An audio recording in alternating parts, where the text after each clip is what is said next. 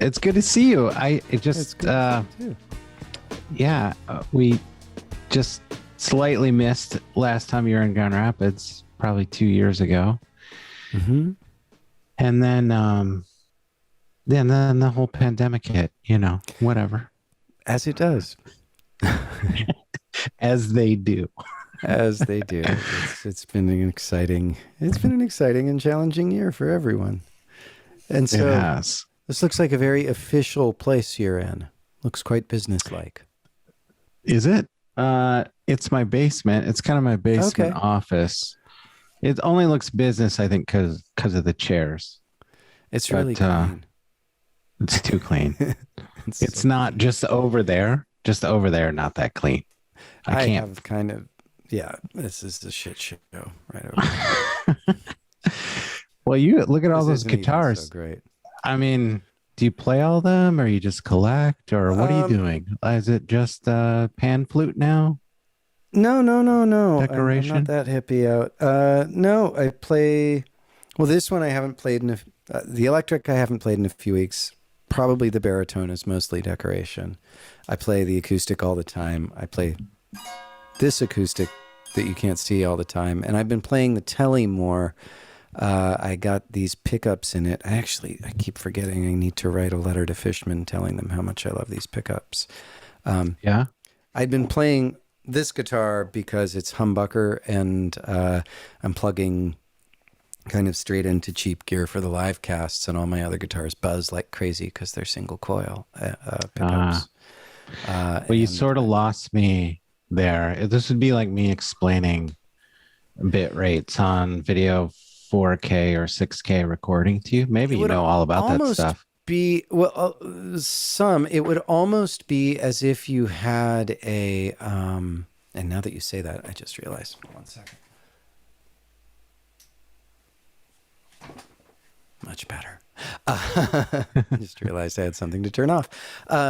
It's more, how can I say, if you had a camera that was like sometimes really cool, but if there's any sun out, there was an insane amount of light leakage and it just got completely out of hand. Oh, yeah. If that makes sense. Well, it's really cool, but in very limited circumstances. And so for me, this guitar, the single coil pickups, depending on what you're plugged into, will buzz like crazy. So if you go to a concert and somebody picks up their guitar and they turn it on, it goes, Yep. Probably single coil pickups and not good power in the venue, and there's no way to work around it. And so I got that didn't happen in my venue when back in the day. It did not. I was on acoustic. Yeah, that's true. I think we weren't electric that one. Yeah. Well, that was I'll just reset. You want to just fire into it because we can just meander back a little bit because even some of our audience, on this and we have a decent sized audience in Michigan. What's strange is the number 2 audience that we have statewide is out in California. And I think there's a lot of Michigan folk who moved to anywhere in California, but it's like sizably, you'd think it'd be Indiana or Ohio, not Indiana, maybe Illinois, Chicago, Detroit, or Ohio or something, but it's not. It's out in California, but it's the sun. It's the power of everything. But I'll just reset. So I had a gallery called the Photography Room. I was doing commercial photography to pay the bills. And then I was losing all my money trying to sell art, as one does. As you do. And I sort of pivoted. We had a mutual acquaintance, I think, Brian Vander Ark from the Verpipe, or at least you had a mutual booking agent. And he lives here in Grand Rapids. And he said, you should turn this into a listening room. And that was at a time when there weren't many of these small little intimate rooms around the country. And so we did that and we pivoted. And then I saw you on this roster. I saw you're still with Adam, right? He's still your booking agent or something. A long time ago. Adam Bauer. With him. Yeah. It would be awkward if you weren't, or it was just you hadn't updated the site. No. Yes, it would be. I haven't updated the site, as you can tell. My digital presence is uh, No, I find it woefully refreshing. lacking. Well, I anyway, suppose, luckily, people don't really look at them anymore. But yeah, anyway. if it's on a phone, yeah, I mean, that's the only time people see things now is on their phone. But anyway, so I first met you, I think it was 2006 or seven, Wow, that long ago. 2007, I think. Yeah, it was a long time ago. And you played my venue twice, sold it out. Jonathan Kingham, Mhm. and just kind of hit it out. Hit some Moroccan ribs at Bar Devani. I don't know if you remember that meal. There was these Moroccan ribs. amazing little spare ribs that Oh. I could just I should have just sold those instead of art. I This- was very no, passionate about it. then you would have had to shut down for COVID. It would have been takeout only. You would have had to pivot. I would have been And scrambling for some type of driver to pick up the orders. Well, anyway, that's how we connected, and then just through great luck, and I think just what I feel about you always as an artist, whenever I've had any interactions, is you're good people. And when you come to town, either with Toad or solo, you'd hit me up. You had my contact info. Somehow you'd remember there's this guy in this family, my wife Kathy, and you yeah, met her and kids, and you're like, you want to come to the show? I was like, yeah. So that's how we got going. But I'm interested in what's happened in the last 10 years, or mostly around the pandemic. yeah. Last 10 years is an awful lot. I mean, mostly around the pandemic. I mean, I was out on tour when things got shut down. I was out on the doing an East Coast tour with Chris Barron. I had just been able to go. I had a one-off show. I rarely get to play in Europe. I've never had records properly released there and never really built up an audience there, which makes me really sad because I love being in Europe. Yeah. But I had this one-off in Switzerland, and Jonathan Kingham had never been there before. He'd never been to Europe in his life, and I just had to instead Make of it trying to happen. make any money or anything, I just had to break even and bring him with me. And so we got to have this week in Zurich, which was phenomenal. And there's this really sweet couple out in Stance, and they have some shows as well. And so got to play a couple of shows and got to watch Jonathan for the first time, just see Switzerland. And there's so many things that are just, I'm not trying to think how to say it, sensical. You're If right. that makes sense. The utilization of public transportation and bicycles, and when you Yeah. get off at the Zurich Central Station, there's good organic vegetable stands just at the train station, because of course you're going to come home from work and buy a bag of vegetables and carry it home and cook a healthy dinner for your family. And it's just all these things, and just even, yeah, in terms of infrastructure, architecture, things that make so much sense. and I know. he, as a builder, because he basically, builds and rents houses, fixes places up in order to afford being a musician. Yeah. That's his side hustle. And so he responds so well to kind of good engineering. Yeah. So, I wonder what it would be like to take Jonathan to Europe for the first time. And was it like having a little child or a puppy on a leash? He he was say, just really the coffee's also good. God, these baked goods. Just, it was great. 100%. So Well, everything was, yeah. I took my daughter for the first time, my oldest Hannah, 2 years ago. We went to Paris for about, I think I'm getting warm. Went to Paris for about just a quick trip, and then we went to Madrid, where I've got a lot of connections and family, quasi family over there, and Oh, so we ended sweet. up those two amazing cities. But to see her in Europe for the first time, and you're right, everything's amazing, laid out, clean, it's beautiful, the architecture is amazing, and there's always that hard reentry into the United States. We have a lot of wonderful things, it should be said, but there's Yeah. something about being there. The novelty of it is part of it, but also just people have been there a long, long time. We're kind of adolescent at best. And just these people are living. It's that thing. You go to Rome and you go like, oh, that's an old looking building. And then you turn around and you go, oh, that's about 1,000 years older. Like that's pretty amazing. You know, all just on top of each other, right? Just it's like, yeah, Yeah. people have I've been working never, this out for a while. yeah, I've never been to Italy, but Madrid, well, I've been to Greece and seen some really, Hmm. really old things, but in Madrid, I've spent the most time, and it's just amazing to walk cobblestone streets from the 12 or 1300s and Yeah. just go. There's many more layers to this life than like what we're just experiencing right now in consciousness. Hmm. It's kind of mind blowing for sure.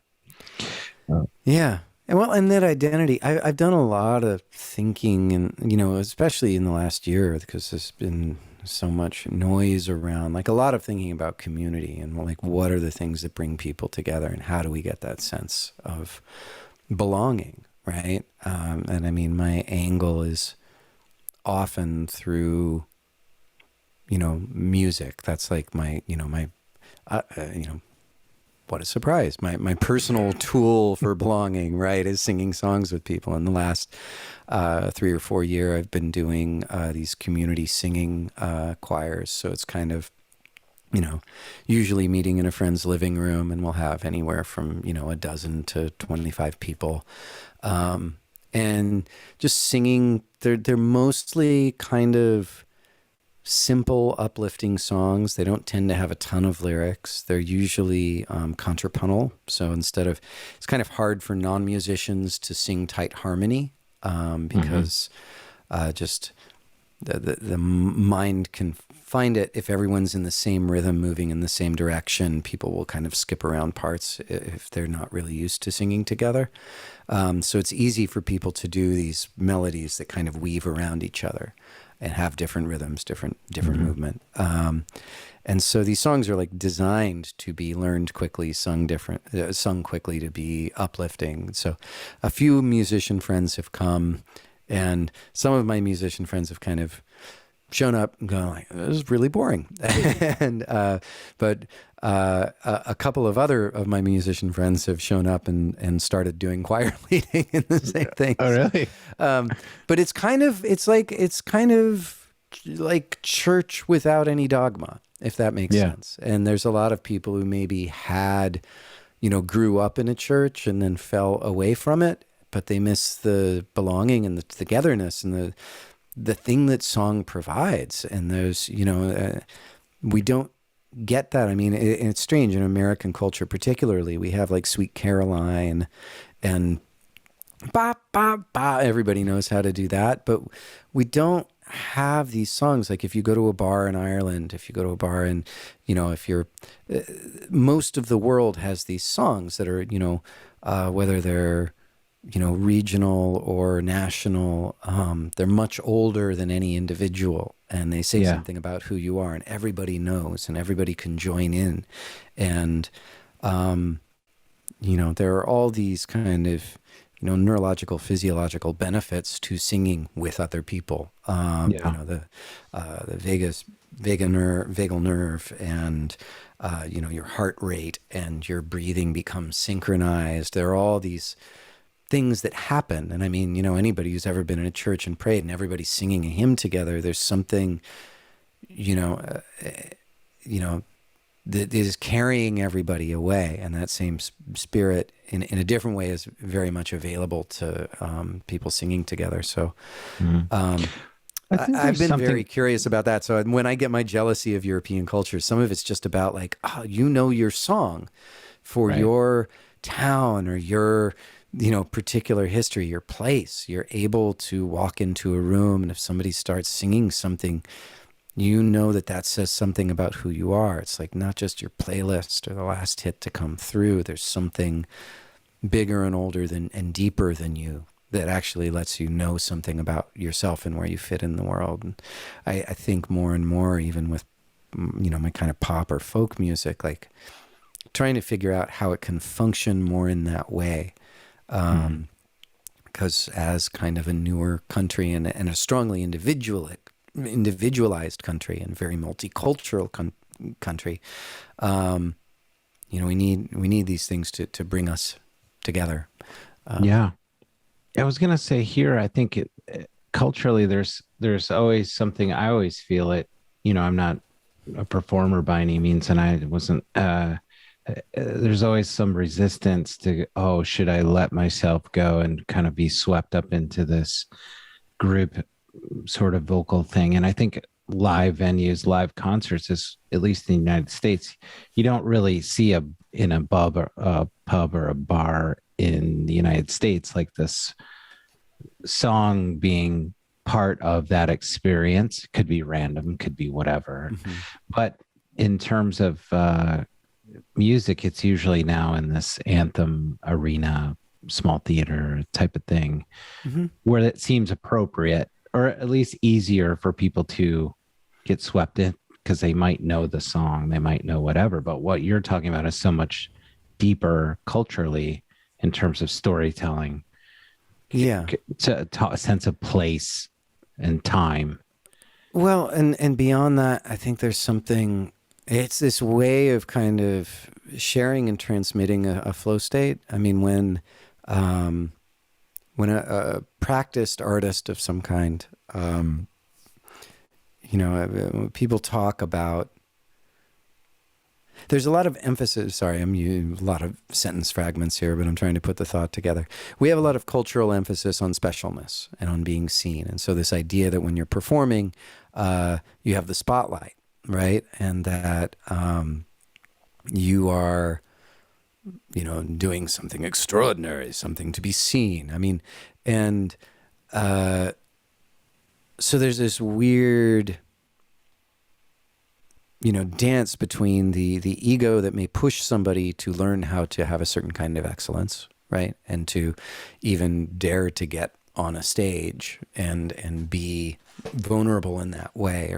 But then there's most musicians I know, when they talk about their greatest moments, it's not that everybody was cheering or looking at them. It's that they ceased to exist. That when you're in the flow, and I'm sure you have this at times when you know your tools well enough, when your eye is honed enough, when you're shooting something and you are the thing you're shooting, and there's no, you can go into these moments where your fluency and your knowledge and the attention you're paying means that you're not actually really involved anymore. You become an instrument for something to move through, and for a kind of attention that starts to feel effortless, but is also acting at a very high level. And I think you're hitting on an interesting point, a little tangent we could go down just as artists, because I think that most professionals, whether it's music, photography, golf, basketball, painting, there is an element in what they do that looks effortless. It seems effortless. And you think as an amateur, you can do that. And I think that that's what I most admire in performers, seeing them perform. It doesn't even have to be a peak performance, but there's something that's so, as you say, when they're in a state of flow, that it becomes this transcendent, not as physical, mechanically getting through something. And I've often had photo shoots that might have been with somebody who is fairly high profile or well known, and I only had a limited time, and I literally can't tell you what happened during that time, except that I got some good portraits out of it. I know that there was some chit chat, but I can't remember what happened. But I had this cachet of 20 years as a photographer that led me to that moment to let go of worrying about buttons and knobs and just being present with that person enough to get a portrait. And I can only conjecture that that's somewhat of a similar experience when you're in a state of flow on stage.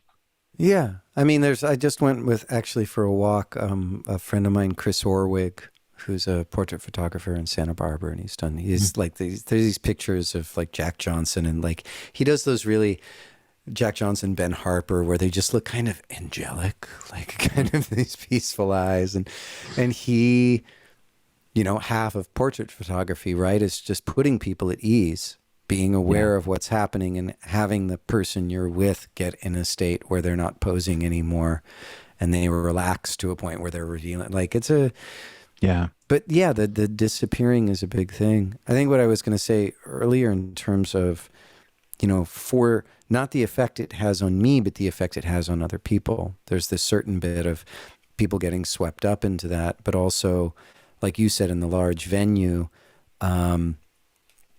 you stop worrying about singing along because you don't feel exposed. And there's something about being in a small group where I think you push up against your fear of that and meet it and get to sing and risk singing badly. A lot of the people in my, who come, it's a drop-in choir. They don't have what you would call technically great voices.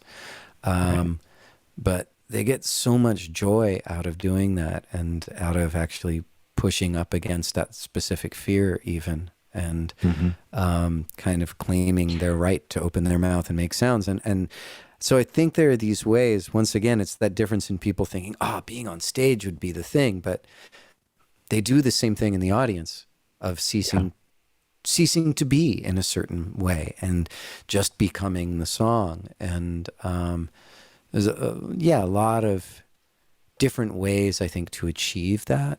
But I even have my own, kind of new agey thoughts on purely acoustic music versus amplified music. And let's just press pause on that, because sorry, Glenn, I want to ask you really quick, because going back to this larger experience versus maybe a communal choir, I think it's easier somewhat for people to let themselves go in a larger arena because it's so hard to hear your voice in that moment, unless you're really trying to be on top of the 1,000 people within your immediate vicinity. There's some layer of protection, but you're also sucked up into this community of voice where yours doesn't matter. It matters, but it doesn't matter that much. And the process of just saying, okay, I can let this go. No one's going to judge me because and I can't really, nothing's so distinctive that you can point it out and go, that's fantastic, or that's terrible. Like they shouldn't sing anymore, Yeah. No, everybody's just into it and it's fine. I mean, one of the most beautiful concerts I ever went to was Jeff Mangum from Neutral Milk Hotel. This obscure indie band that broke up and then they became huge while they were gone, and nobody thought they'd ever get to see him play. And it was amazing seeing all these hipsters, like, super cool people, like just openly weeping, standing at this acoustic concert, singing every word and just crying for like 2 hours as they listened to it. It was fantastic. I mean, and that freedom is something special. I think there's something about, it's like there's something about when your only cover is that there's 15 other people in the room. Like there's a little more bravery required. And there's something, I mean, this is another thing I've been thinking about in terms of, ceremonial work, rites of passage, things that kind of pull us over the edge. And there's a certain degree of arduousness that seems to take people further. And it doesn't have to be like, like I'm thinking of, and like where you don't have to be flagellating yourself or doing things, but there's something about pushing up against a little bit of discomfort that I think amplifies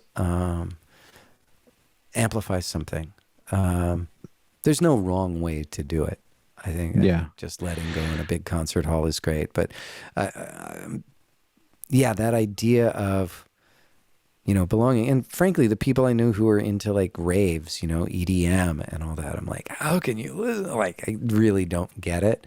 They're like, the thing is, you go and you dance And there's so many people and it's so loud that you forget you exist and you just start moving and you stop worrying about what it looks like. And that's heaven, right? Yeah. That's like Right. that,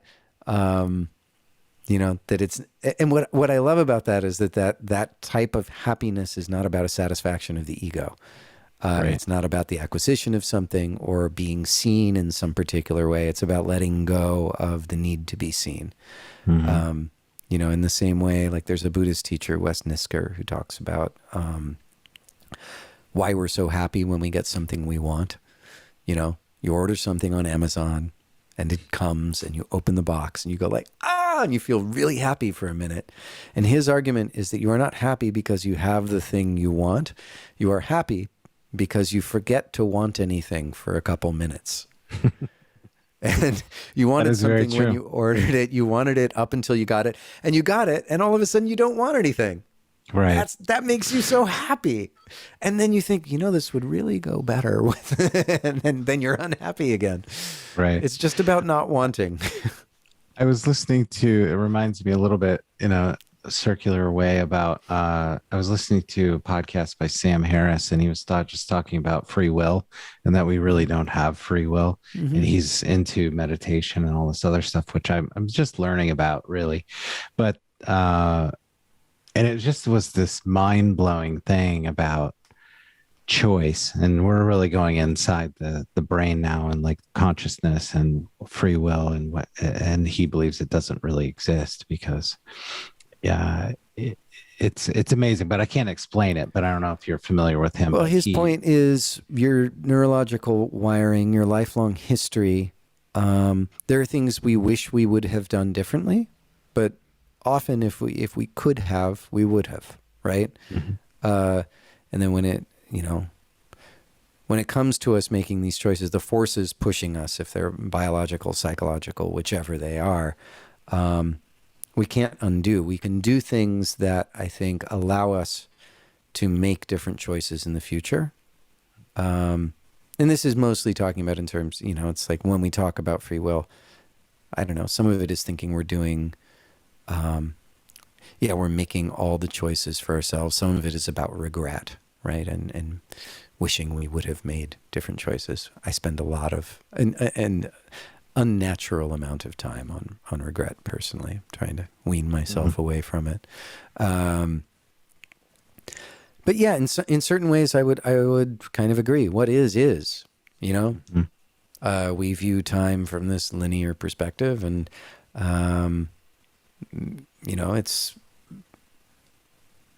We're going to do the things we're going to do, but I think we open our chances to make different choices, to expand the palette of what we do by educating ourselves and by challenging our... I think that's his main thing in that. He's an interesting guy. Yeah, for sure. And some of it's some way over my skis, I like when you have... It doesn't matter what the topic is, but when someone is such an expert in a particular field that's complicated and takes years to really think about how to communicate certain ideas that are so complicated to the average Joe, which is me. But I see the doors opening. You know what I mean? The window into something I didn't understand yesterday. There's a little more light in that particular subject, whether it be music or meditation or consciousness or being present. I want to circle back to two quick things. When you were talking about this resistance and things that were hard in terms of, we were talking about communal singing at the time, but it was about getting through something to experience the other side with a little more clarity, right? I think that was essentially the things we talked about. And I think that happens in every aspect of life in terms of how you struggle. Like if and even that Amazon package making you happy for a moment, there's things you can't appreciate unless you are able to be tempered and tested and fucked up and whatever it might be. and whether it's now you're wrestling with certain areas of regret in life. But there's another side. There's always the contrast to the enlightenment of working through something that's difficult.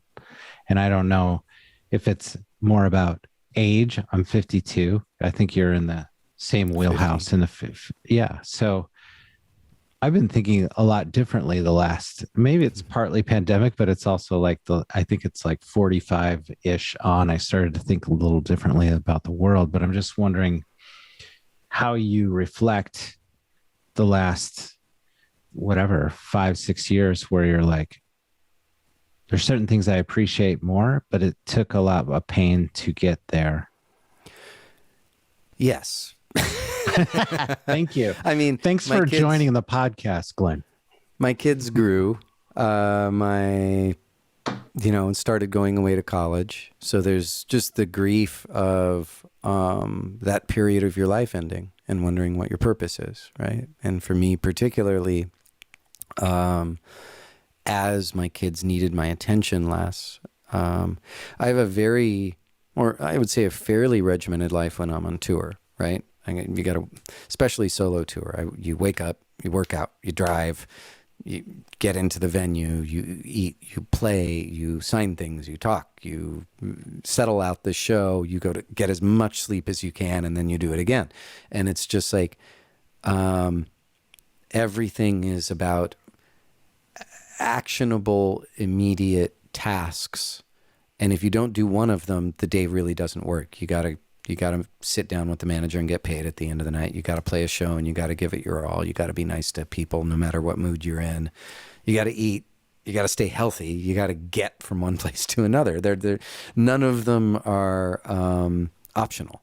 And so I go home and it's like, what do I have to do today? Well, I should write the best song I've ever written. Alone. No pressure.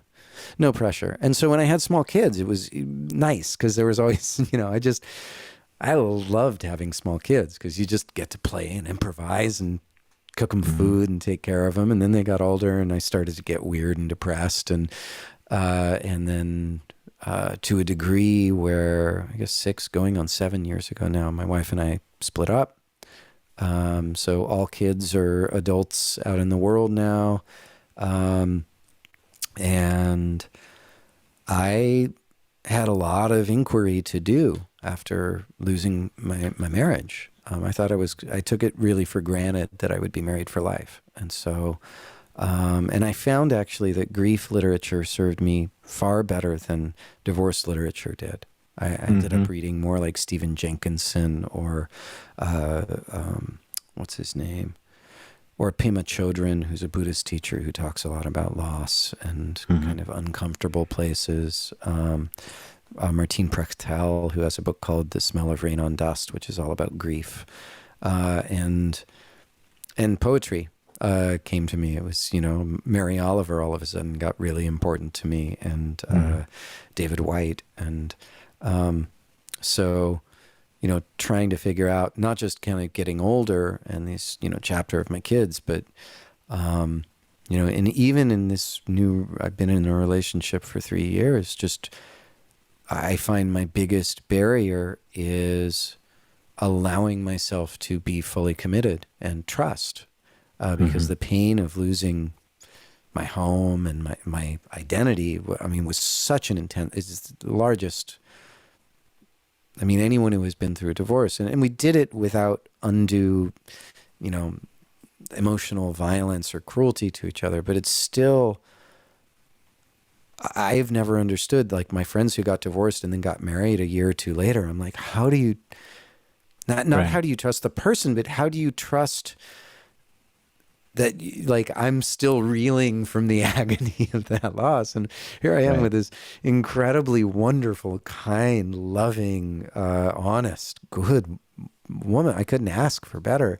And I'm just like, no, that's why she's dangerous. From the second I kissed her, I'm like, oh my God, this isn't going to be dating. This is the real deal. And this could ruin me. Sure. And some part of me has been like, just going, don't do it. It'll hurt. One of you, like this. That's the funny thing. The first thought I had was, this could last 20 years or more. Get out now. because Right. it'll end in tears. And it was like, Sure. wait. So my instinct is this is really good and could last a long time. Sure. But if I give my heart completely to her, then if she dies before I do, that'll be terrible. If I die before her, that'll be terrible. Like Right. life Well, will it's be that. and like this is every the spiritual practices I'm the most into are about this very thing, right? Which is like everything is transitory, everything will change, everything is always changing, and if you hold on to it, it's agonizing. Yeah. So you need to show up in this moment. My friend Natalia Zuckerman, one of her lyrics is I'll promise forever one day at a time. Right. It's Exactly. just like that's all you can do because you don't know what'll happen tomorrow. But like if you don't show up now, once again, my girlfriend always says the way you live your day is the way you live your life. Like you don't know how long you Right. got. So Well, it's funny showing that up that becomes presence. increasingly important. Well, Sorry. you're talking about just the absolute panic and fear of vulnerability to be that it keeps you from actively keeps you from being present to enjoy right now. Like all we have right now is this Zoom call. It's like Mm-hmm. there's things happening upstairs. There's things outside of my consciousness that I can't comprehend. I have friends. It always blows me away. I have friends in Madrid right now, turning in for the night, and they are experiencing their whole other lives. But all we can focus on, like your girlfriend says, is you live your day as your life. So, but I think it's the power. And I think that when I have experienced those sort of catastrophic events, and they've related to the health of our kids, which I Yeah. could not control, right? So I it remember, and that was, would, yeah. but my point is only that I think grief counseling or grief things to help you through grief are more universal and I think more accessible. I think for us, it was very hard to get a lot of religious platitudes thrown at us, like God has a plan for your daughter, Faith. He's touched her in some way, or he won't give you more than you can bear. And these things rang so hollow and empty. And I really turned towards a process of uh, letting go of things I couldn't control, but what could I focus on Mm-hmm. to make the next hour in the early stages, hour better, 2 hours better, a day better. And so, in any event, I think in your experience and that loss that you said, like it is about grief and it's about Mm-hmm. moving forward around those things, but you're also being tempered. And that's why I was thinking about the contrast of, you have to go through this pain to appreciate something else because you're Yeah. so in yeah. Well, in grief in particular, you don't grieve what you don't love. Like, Right. grief is a sign that you love something that is changing in a way that you don't want it to. You Right. love something that is moving away from you, or you love something that is in pain and you want to protect, right? Like, so grief is a sign, and deep grief is a sign. I mean, you can be dramatic and whatever, but deep grief is a symptom of deep love. And there's this way of when I've been in my best states, and I still oscillate. I fight with depression. I can't pretend I've like mastered depression. But what I have found is I can contrast.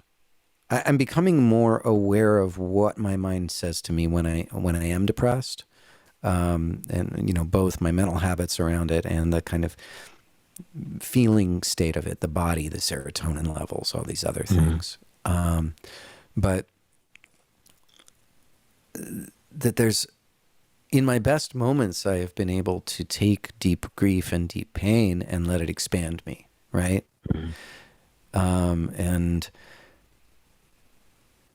And let that actually give me some sense. There's a great Thich Nhat Hanh poem, "Call Me by My True Names," that talks about what is it? My grief is a river of tears so vast it fills the four oceans. My love is a river so so wide it makes flowers bloom all over the earth. Call me by my true name so I can feel my joy and sadness at one as one, and the doors to my heart will be opened. And it's this, that they are actually intertwined in a deep way. And that's, Buddhism gets talked about, I think, in the Western world in a very simplified way. And there's something that it comes to about, suffering is this holding on. But it's not like you're going to, when they talk about happiness, I feel like happiness in the Western world is when you get what you want, then you're happy. And happiness in the Buddhist world is when you are present in the moment, you see that you don't really exist and things around you don't listen. You exist with the joy and the happiness all as part of something much larger and more complex. And well, I think that you pursuit, build capacity in there. Yeah, that pursuit of culturally in the States, at least, of what you should feel or what you should have achieved to make you happy. It feels like one of those sugar highs that just crashes, or it's at Amazon. Like it's an empty, it's not all of it, but certainly if you just buy in and if you're mindless, it's like you need to just, embrace capitalism and make as much as you can and acquire what you can. And it really sort of ignores the basic wholeness of a human. It doesn't nourish that part of ourselves, at least that pursuit. And it's a conundrum. And I think it's why, we have such a hard time pivoting as a country or politically, culturally, all that. Yeah. I mean, I would even say, as a non-Christian who is a Jesus fan, I guess you could say, like, I see, thinking this weekend, I was thinking about the Stations of the Cross. And it's like, that there's so much in the story of Jesus that to me, because I've never been kind of fixated on this singular act of salvation, and I'm sympathetic to the translations, right? These two things, like love the Lord, I will tell you these two things, and they are the same or they are alike. I don't know precise translation, but love the Lord God with all your heart. And the second part is love your neighbor as you love yourself. And saying basically loving the Lord God is the same as loving yourself, is the same as loving your neighbor, because they're all the same thing. And from my kind of slightly more Eastern, perspective, I go like, oh, that makes total sense to me. I was trying to recall. I have some recollection, though. Sorry to interrupt, but that were you raised Catholic or practicing? No. Were you hard? No. Okay. Maybe I got Not that at all. twisted. I was raised in a very kind of secularized Reform Judaism. So it was not, I was never told, was told this was it was cultural. As opposed to that there was, an absolute true God. I was told, I had a lot of questions early on, and I was told, like, don't worry about it. It's just a bunch of stories. It's where we came from. Don't worry about it. Do the right thing. Treat people well. It doesn't matter if it happened or not. So, right. Okay, I could deal with that. I like the songs and the dances.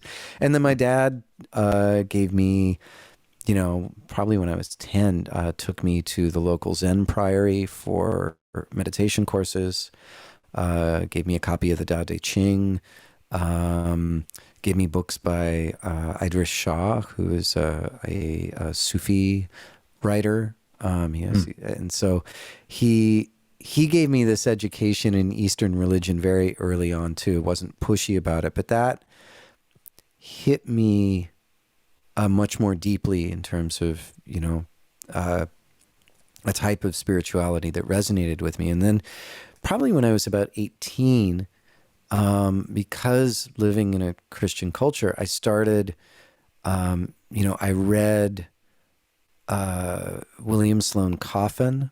I didn't go like full mainstream evangelical Christianity, but I read William Sloane Coffin, and then didn't make it all the way through the Bible, I will confess. But then I got into Eileen Pagels, who's a Gnostic scholar, and she is a believer. She's really interesting because she's a professor of early Christianity, but she is also a Christian, and so she writes with both this historical point of view, but she's not writing from like skeptical point of view. She's writing as a deep scholar, but and yeah, she had a book called Adam, Eve, and the Serpent, another one like called The Origin of Satan. Like, she had really fascinating books, and so I read her, and I became like more curious about early Christianity and Apocrypha, and for me, like, the story of Christ, like, once again, felt very human. You know, we go through these trials, and we find our center through these things that happen. And so, even the story of, these ideas of shame, right? Like, being put up on the cross was supposed to shame you, shame your family, and to simply say, like, no, you guys lost. You're jerks. He actually won because he kept his heart, and he kept his faith and his humanity in the face of your cruelty. That's the win, and that to me is an incredibly human story. A very universal story, and speaking truth to power. Well, it's almost your own peril. And it's almost a blending of Eastern religions as well. I mean, that humility and in the face of that cruelty. I mean, it applies. There's a lot of commonalities about humanness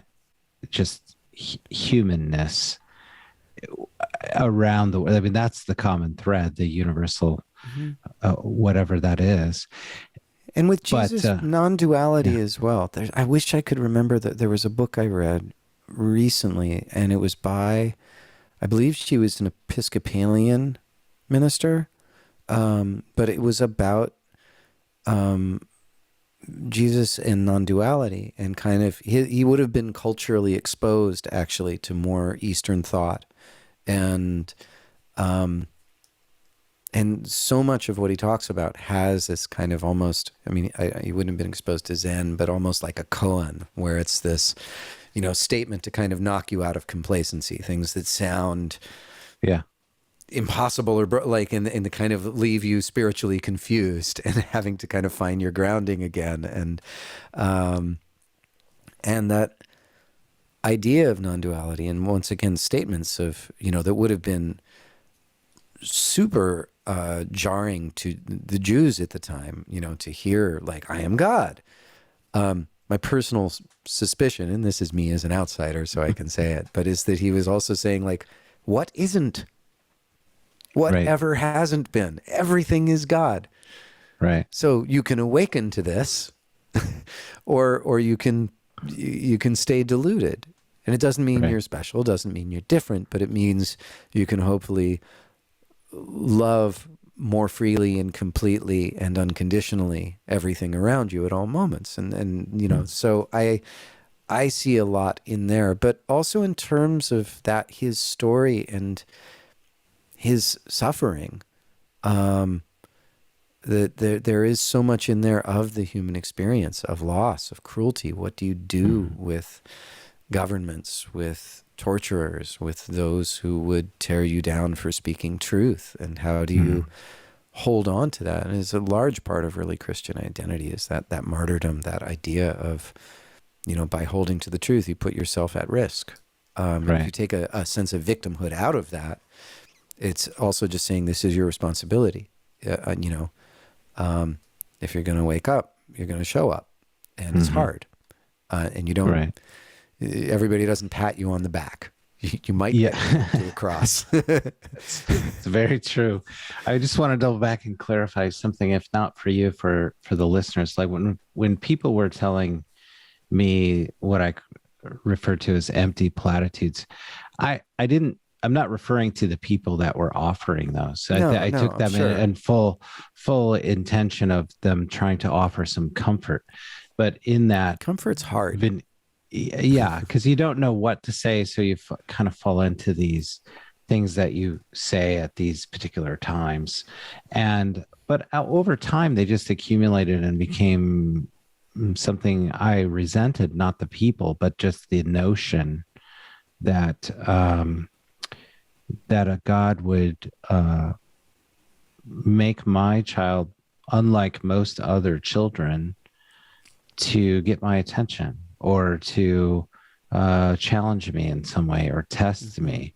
And I just thought that is sadistic bullshit. I don't believe in a God like that. Like I can't. Why would what an abusive animal that God must be to harm a child in the womb so that I might give him more attention.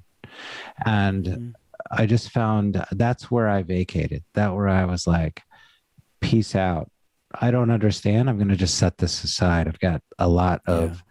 I've got a lot on my plate to get through. Yeah. I'm just going to take And care of my kids right I'm now. just gonna, yeah, I'm just gonna try to make sure I still have a home and I Yeah. still have a family. But anyway, I I wanted want to to, find, there's a podcast I want to find and send to you that I listened to recently. I wish I could remember this woman's name. She's a, I think she's a Canadian musician. Um, and she had two children die and also is an amputee. She lost a leg to cancer when she was like 13, I want to say. mhm, And so, oh, it was actually, of all things, it was, it's called The Allusionist, as in to mm, allude to something. The yeah. Allusionist. Oh, I love Helen that title. Saltzman is her name. And she's, yeah, she's an etymologist. She studies language and she studies the origin of words, how we talk about what we talk about. And Sure. it's this whole story, but this woman talking about, yeah, people always saying like, oh, everything happens for a reason. And just all the things. And like, what would she want to hear? And she just remembers being at a park and saying, somebody's, oh, do you have children? And there's always like, well, yes, but, and then you tell her about the second one, and then what's the reaction? And that people want to say something, and that's the thing. It's like once again, all the intentions are good, Yeah. and everything happens for a reason. It's like no, sometimes it doesn't. I'm going to make the Right. best of it. I'm Right. making the best of it, but no, it happened because biology is hard and all living Yeah. things die and it's unpredictable and it's wonderful that any of it ever works. And but Yeah. and with the leg, and she said, just finally one woman just said, oh, that must feel horrible. Right. And she said, yes. And then they talked about other things.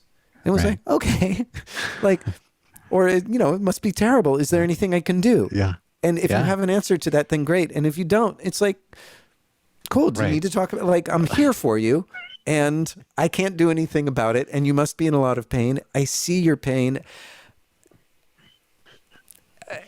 It So just true. is. And it's so hard It for us just to sit there and deal with that.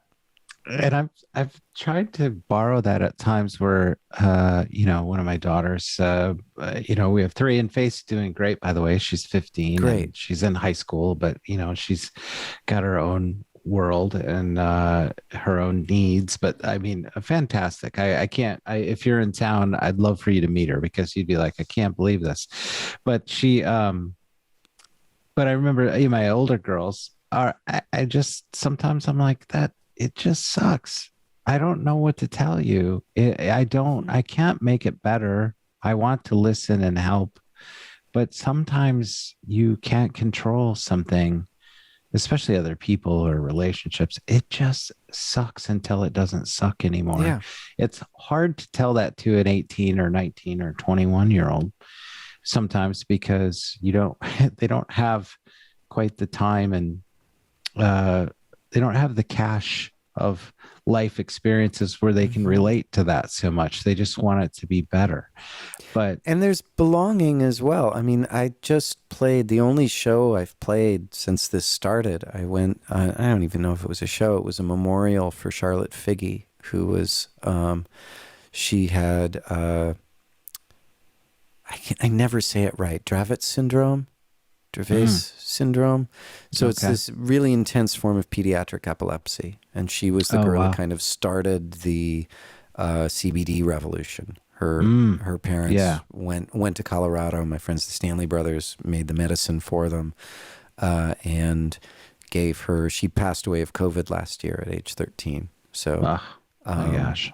but she lived mostly seizure free from the age of 6, thanks to CBD, and thanks to the chance they took. But so there's this whole community surrounding the Realm of Caring was the nonprofit that they built around that, and it's these amazing parents, because these parents they've seen the doctors, they've had everybody's pity, they've and especially seeing Charlotte's parents and their absolute refusal to be pitied was really beautiful.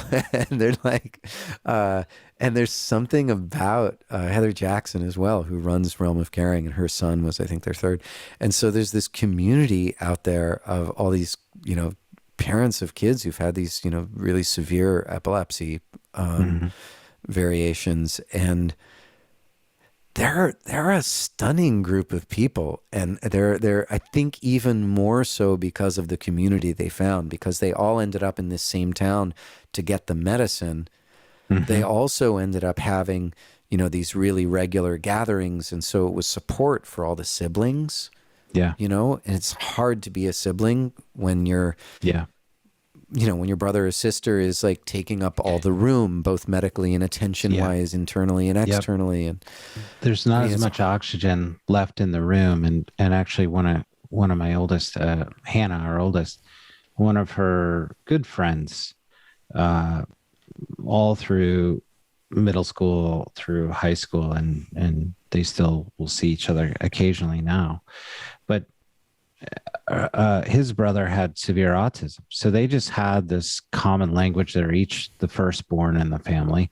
They each had a younger sibling. Just they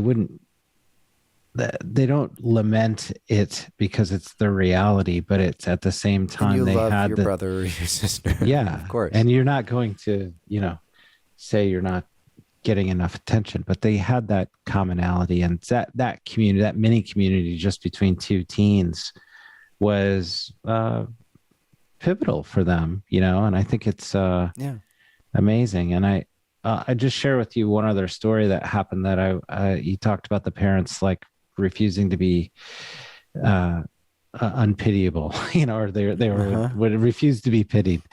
But early on, so Faith had that in utero stroke. She needed some brain surgery, like right out of the womb. And she was in a NICU. She was out of intensive care, but was in NICU. And I would go every night up there after closing hours. You could just go up to the hospital, and we lived like a mile and a half away. And I was like, I'll just hold her all night because I wasn't going to sleep anyway.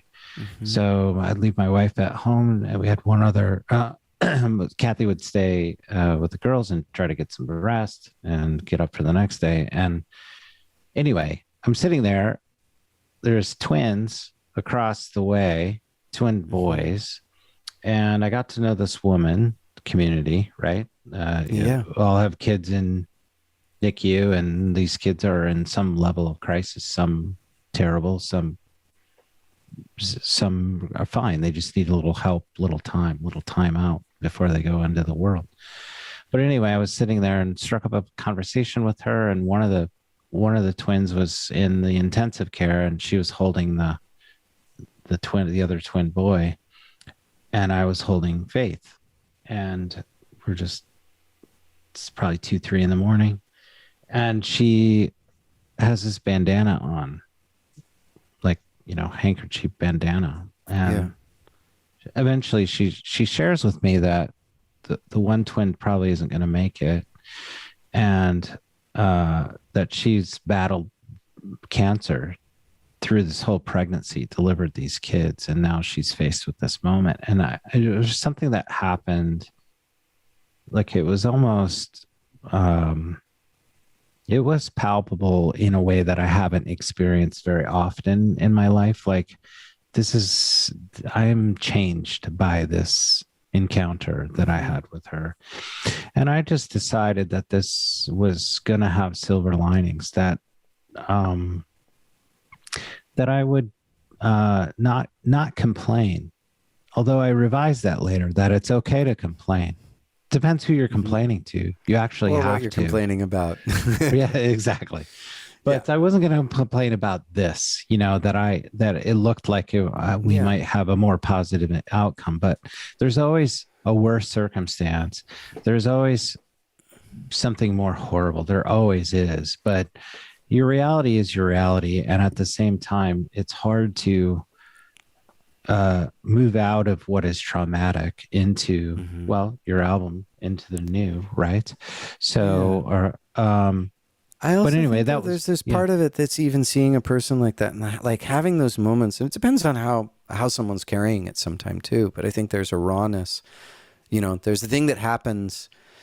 Like my dad died at 59. He was not expecting to die. He didn't pay enough attention to his body. Had colon cancer, just ignored it. Never had a Mm, colonoscopy. And then by the time he just keeled over one day and it was like, he was stage 4. And so he lived a few months later. But pretty quickly, he got it together with like, he had to be okay with it because it's what was. You can't spend too long and he died really beautifully. I got to sit next to him and he was very ready. I have a friend in Portland right now. He's a really wonderful guy, younger, mid 50s, who once again just discovered he's going to die probably in the next, as soon as I get my second shot, I'm going to go up and just go see him again. Um, and once again, kind of, I've seen a number of friends, especially as I get older, oscillate between, the terror and the, I love my life, I want to hold on. And this like, okay, now is all there is and will ever be. I get that now. I'm yeah. going to show up. And I can see as well with that woman and her kids, like you could go like, there's the part of you that's maybe the comparative, like it could be so much worse. And there's also probably the part of you going like, oh my God, I'm holding this precious child.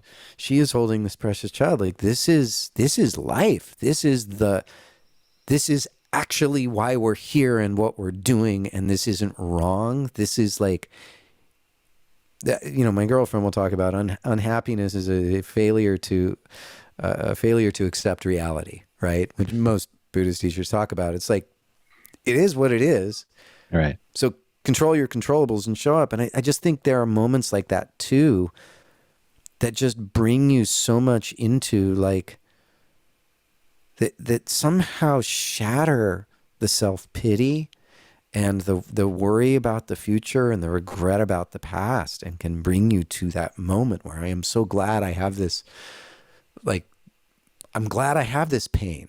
Like, Right. like, Right. Exactly. it's weird. It's It's trippy. weird. And Well, and those other people moments will can talk. pass and Yeah. yeah. Other people will talk about addiction. They'll go, I wouldn't not want to be an addict, like or Hmm. they're in sobriety, but they're like, I would never want, you know what I mean? So they've accepted this thing, but because again, just getting through those contrasts, but also suffering, any kind of suffering opens other doors. There has to be something on the other Yeah. side. Otherwise, what's the point? What's the balance? There's But part of me that really wants to have never been divorced and to never have had that loss. And there's another part of me that's like, I was so complacent. I would never have started waking up. yeah, I don't know what would have made me do it. And I'd had a really easy life and I'd gotten really used to complaining about it. And I needed to actually get kicked in the balls and mm, have to recover, yeah. you know? And it's a process. It's not like a flip a switch, but Hmm. well, I want to be respectful of your time, but I really wanted to ask you about one thing, Yeah. and that was what did you learn by climbing Mount Kilimanjaro? Um, that was an interesting experience. So I went there with my friend Tom Cole, and I've known him since I was 18. He started working in Africa. I mean, his father actually took the family back and forth. He was an art historian and specialized in African art, and so and Tom works in agriculture, so mostly food security. So these days he does a lot of consulting for like the UN for refugee camps. So for the gardens that people, like one of his big thing currently was Sudanese refugees, and they're given land to farm, and he's actually developed a permaculture system that's finally starting to be more regularly implemented, and it's apparently like the most successful food program they've had, because it's like how to do intensive like multi-layered farming in very small areas, how to be aware of drainage instead of kind of ignore everything, and also ways of talking to these displaced people that ask them to observe and come up with solutions instead of telling them how it's done and throwing a bag of seed of something they don't eat at them. Oh, you eat sorghum? Here's wheat. Enjoy. And so We're helping. we're helping. Really, somebody gave us all this stuff. And so he's like, how do you speak to people with, he's an amazing guy. And his brother was actually one of the first people who brought up the concept of ecological justice, and how those who are most disenfranchised tend to be the canary in the coal mine when it comes to ecological destruction. And his brother died in a car crash in Uganda, and he'd planned ever since he was like 18, and he was at school in Kenya, and there was one day where the clouds cleared and he actually could see Kilimanjaro all the way from like Nairobi, and he's like, I'm gonna climb that with my brother. And so when he turned 50, his wife was like, you're gonna do it this year, you're never gonna do it. And so we had this group of 8 friends, and I would say the most incredible thing was just seeing his face at the summit, and him thinking of his brother and having this community of men around him who went halfway across the world to do this walk with him. And I think it's my favorite thing is seeing, like, honestly, I think increasingly, and I've, could talk about a bunch of things, but kind of outside of like my concert world, I love places where people are free to weep openly and cry and not apologize for it. Right. And I could tell you about grief ceremonies, all these other things, but just seeing him at the top of that mountain, let go completely and, fulfill this pact he had with his brother, this promise he'd made to himself, his lifelong tie to Africa. And the guys, as we were walking up, they were like, there's a white dude who speaks Swahili, like, what's up? They never had a group like ours. They were it was a lot of fun. And but that was the shared experience for him. But yeah, I mean, shared experience. So that was the community part for me. It was the final ascent was it was a beautiful experience in that you could only be in the present tense, one breath per step. And if you went up a rock that was a little, that was that high, it was in and an out breath. And if you stopped, you'd freeze. And if you went too hard, you'd boil over. And so it's like, pole, pole, they always say, slowly, slowly. It's not an athletic thing so much as it's a mental thing. And you're alone with your own thoughts. And there's times where at best you kind of stop thinking. And I actually, midway up, I just heard this voice say, let her go, about my ex-wife. Just like, you've grieved enough. It's time to be free. And I just, walked, and people were in front of me and behind me, and I just wept and breathed and took one step after another and felt something deeply unwind in my body that hadn't unwound before, about holding on to my past and my pain. Sure. And so for me, that was the profundity of it is, once again, there's something about the Stations of the Cross, right? There's something about doing something really hard and knowing, like, probably won't die, but, they'll carry me down too. if I fall over. But my choice is to give up and go back, or to put one foot in front of the other and do something hard and trust that I will come through the other side of it. And I've had some similar experiences in kind of the psychedelic world of very deep and difficult processes. This is a very different one because it's just physical. I mean, I have friends, Right. who dance the sun dance, who, are held up by their chests, and, there's a variety of ways to crack people open, and most of them there's not a huge shortcut for. Like, you have to Yeah. actually be willing to push yourself to some kind of edge, and then Mhm.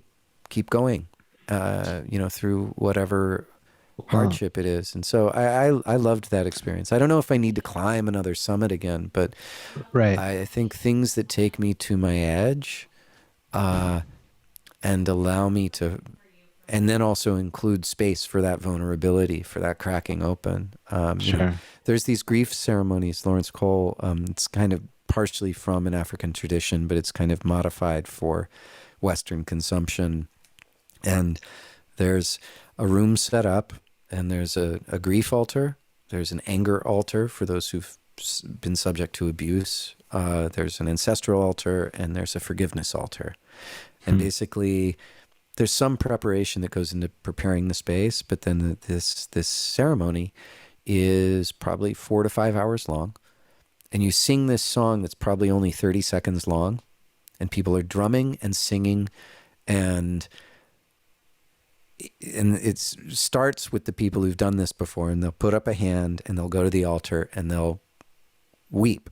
And they're not telling a story, they're not doing anything, they're just getting it out of their system. And somebody stops singing and goes in and is there with them as close as they require. If they need a hand on their back, they can have that. If they just need someone witnessing them, they're there. When they're done, they go back into the circle and they sing the song. And so you sing this song over and over, 4 to 5 hours. And it's this other way of breaking people down, Right. not through a pain ritual but simply you sing the song and you get in some kind of trance, and you let whatever needs to come out. And then the next day you do it again for another 4 hours. Right. And I have to say, I left that thing. Then the second day it was like, oh, I'm ready. I'm going in. I left that thing feeling like $1,000,000. Did you? And I think Yeah. it's why people do CrossFit. It's why people do, Right. marathons. It's why people do Kilimanjaro. It's like, Yeah. our culture doesn't necessarily have these ways of finding your edge and pushing against it until your resistance dissolves. And it's the same thing that happens when people are approaching death, or they get to that point of like, here we are. Like, there's something that happens. The resistance falls away, and you're allowed to be as vulnerable as you actually are. And there's a serious strength in that. So Yeah. Well, that's incredible. My dad, the reason I asked is I think maybe a year or two after you, or no, before a year or two before, my dad's 82 now, just turned 82. He set this goal at, he was going to climb Kilimanjaro at 75 years old. And so that was the one experience that he was going to do to celebrate his 75th birthday, was to climb Kilimanjaro. I'm not really sure why there, as opposed to something else. I think it's something you can do without oxygen, but it's like, it isn't a technical climb like Everest would be or something like that, which would be. But getting to the peak is intense. Yes. And no, I'm not saying that like just because you don't need oxygen. No, but it's, that a lot of people don't get up there. Yeah. Sure. Yeah. So, but I was always intrigued with that. And he also had a very emotional experience at the summit, and speaks of it, just in terms of this goal, but just filled with gratitude in a way that was overwhelming in a sense, because of the shared experience with not just the, I don't know if you call them porters or what they call them, but also, there's professionals, the guides that help. and porters. The guides, yes. And then, but also the community of people that, Yeah.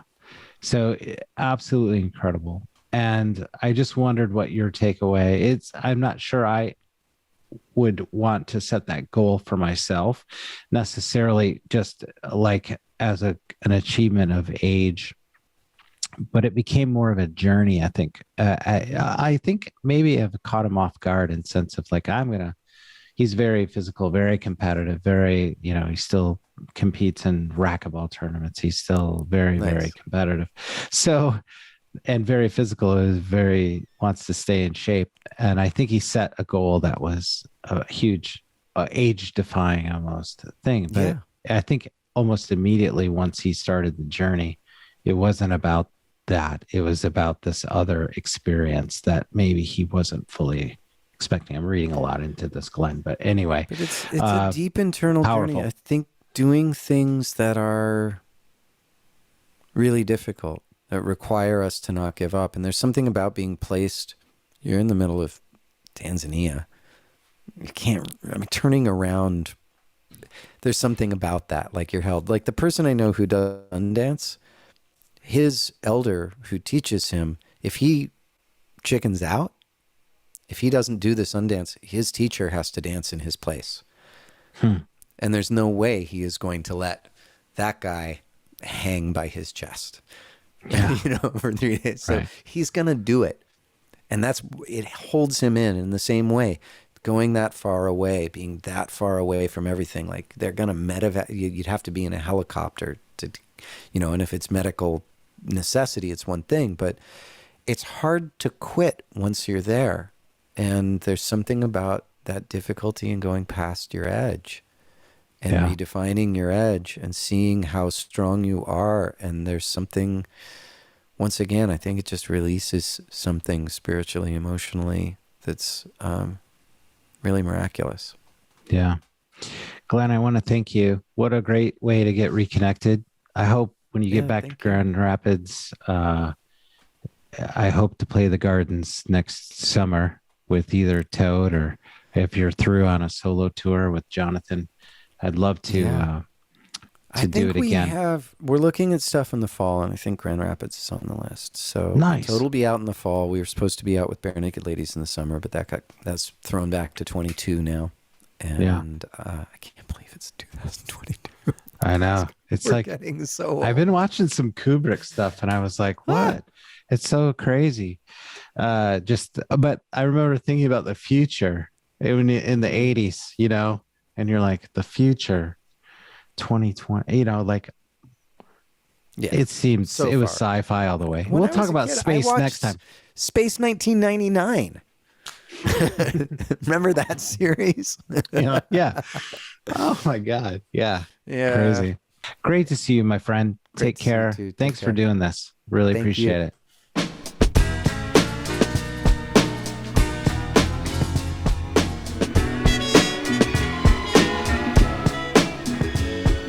The Full Exposure Podcast is brought to you by Metro Health, University of Michigan Health, and Dr. Peter Hahn, in appreciation of the creative and artistic visionaries who enrich our lives through cultural connections.